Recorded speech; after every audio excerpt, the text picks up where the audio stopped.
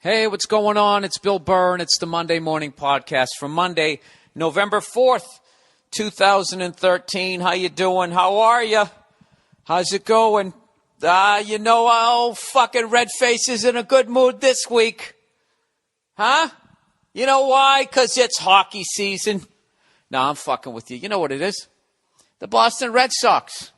2013 World Series champions. And I was there to see it. Not in person. I watched it on TV. And I got to tell you, all the emotions I had from jumping on the bandwagon from game one of the American League Divisional Series. You know what I realized through watching all that playoff baseball? I fucking love hockey. Hockey is I'm not even going to say how great the fucking game is because I don't want you guys to watch it because that'll ruin it. And then somehow hockey players will be wearing pink in October. All right? By the way, I'm loving all those stories that are coming out about how little money actually goes to breast cancer research. Not because I'm pro-breast cancer for you knee-jerk fucking cunts out there. It's just because from day one, if you couldn't see the money-making scam that was, and then also on the other side to try and get more female fans. Okay, if you can't do the fucking math on that, you know how the rest of it goes. So anyways, yeah, the Red Sox won it, man. It's fantastic. Hey, Seattle, this is how the song's supposed to go. We are the champions, my friends. I love it. You know what the best part about the fucking Red Sox winning was Paul Verzi immediately sent me a text and he said, congrats. And I knew he didn't mean it. And it took about 4 or 5. You know what it was? It was the Red Sox parade. Something happened. And now Paul Verzi, all right, a New York Yankee fan, is now telling me how arrogant Boston sports fans are. I mean, I'll listen to that to anybody else in any other fucking city. But to hear that from a fucking Yankee fan, are you kidding me?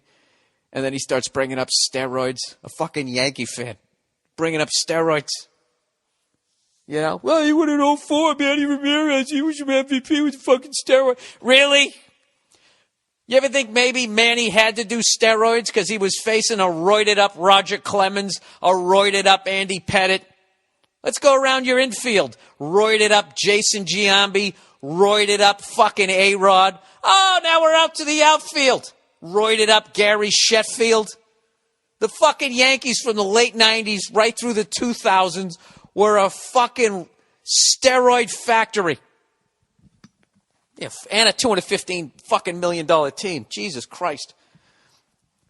But I don't begrudge them. I don't begrudge them any of their fucking titles. It was the steroid era. Okay? You knew what era it was. If you weren't doing steroids, that's on you. You know? It's like you're in the music business and it's the late 70s.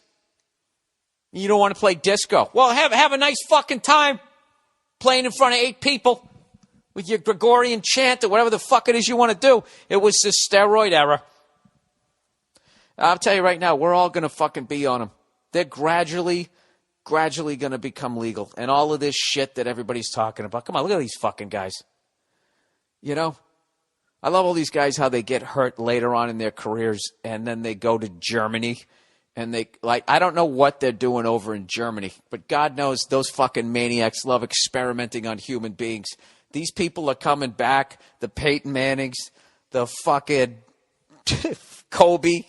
Kobe's going to come back made out of titanium, and they're going to give all the credit to the drive, the determination, the competitiveness this guy has to return from such an injury. I'm telling you right now, if you want to rewind the clock and come back like fucking Lee Majors in the $6 Million Man, you go to fucking Germany. I don't know what the fuck they're doing over there. I had a buddy of mine recently was talking about that. They take blood out of you and they fucking spin it around in this fucking centrifuge. Oh, is that what they're doing? Give me a fucking break. My fucking leg is killing me because I ran like 2 feet down the street the other day at 45 years of age. These guys can play tackle football until 40. I know I'm not a professional athlete, but I am a human being. All right? I'm not going to name any fucking names, but there's a lot of people. Dude, when I was a kid, 35 was the breaking point. And when you were 37, you were fucking ancient. People won't even play. Chess players could continue on at 37. Golfers. But that was it. You were fucking dust. It was over. These fucking guys, they'll blow out their knee at 41, 42 and come back a year later and have a career fucking year. What did it take us? A couple 100,000 years to walk upright? All of a sudden the knee has evolved that far in fucking 15 years? I don't know what I'm talking about, but I'm just saying. All right? Oh, my God. Dude, Verzi, I've never seen him whine. He's so fucking pissed that they're calling Boston Titletown. I mean, what else are you going to call Boston? 3 Super Bowls, 3 World Series, an NBA title. Got fucked out of another one with those corrupt refs. But whatever. We'll give it to him.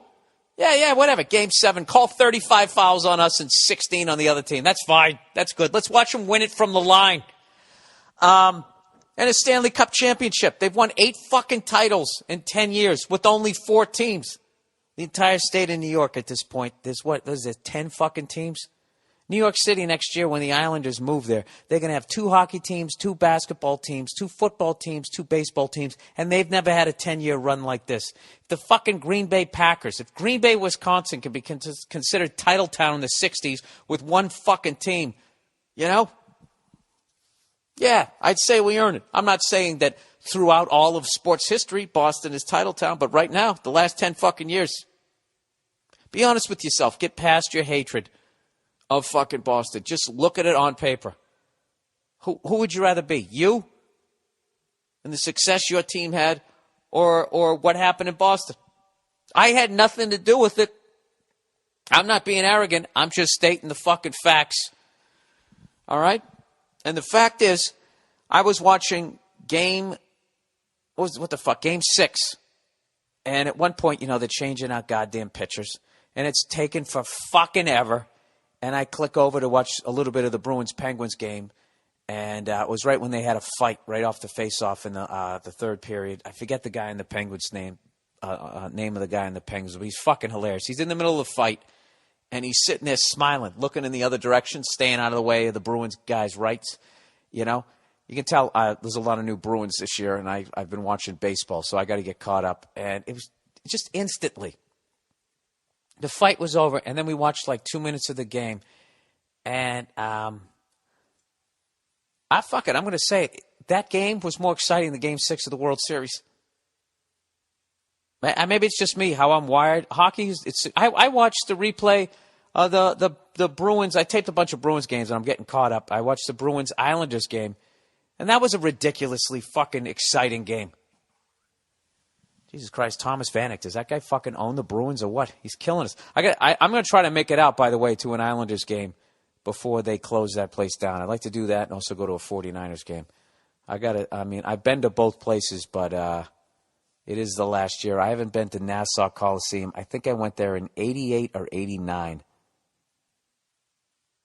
And I went to an Islanders-Rangers game. I know I talked about this before, but that's a legendary building, and I think it's sad that they're leaving and they're going to go to Brooklyn. Are they going to be the Brooklyn Islanders?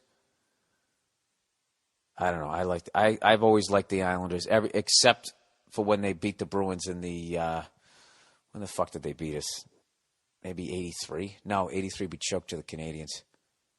Somewhere in there, we met them in the playoffs, and I thought we were going to have a run there. It was during their dynasty. By the way, I saw some fucking moron Red Sox fan. It said 2004, 2007, 2013, Red Sox dynasty.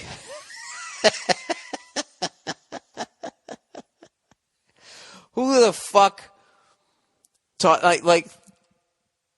the definition of a dynasty, I swear to God, is it's just going, somebody has to stop it from its free fall. I remember when the Patriots, we won 3 in 4 years, and it was called a dynasty. And that was the first time I'm like, wait a minute, a dynasty's always been, you have to win 3 in a row. 2 in a row is a repeat, 3 is a dynasty, and then however long you can make that go. And as far as I know, my knowledge in professional sports, I think the record in hockey and baseball is both 5. by the Yankees and the Canadians, of course. And then in basketball, it's the Celtics with 9, which, I mean, I don't know. I mean, it's like literally the beginning of the NBA. I look at a lot of that shit.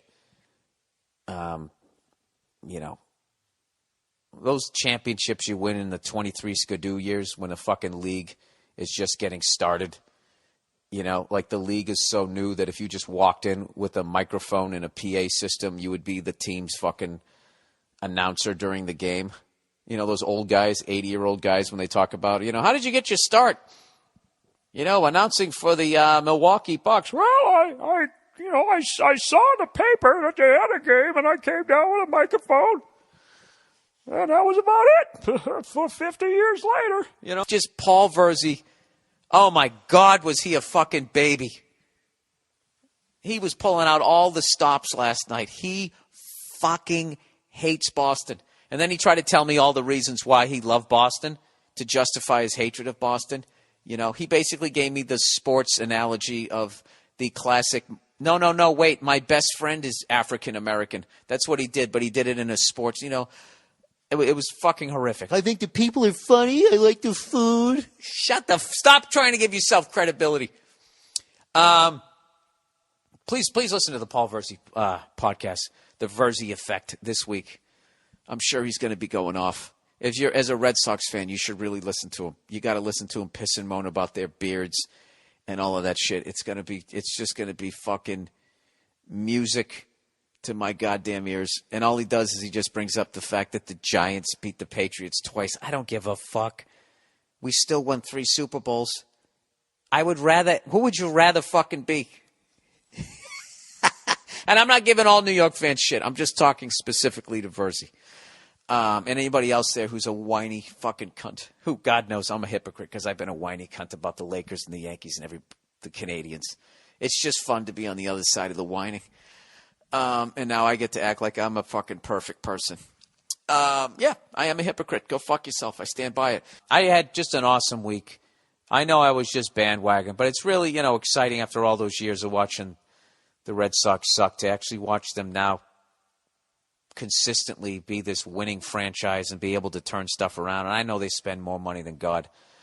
But it is cool. And I don't know. I hope it happens to your city.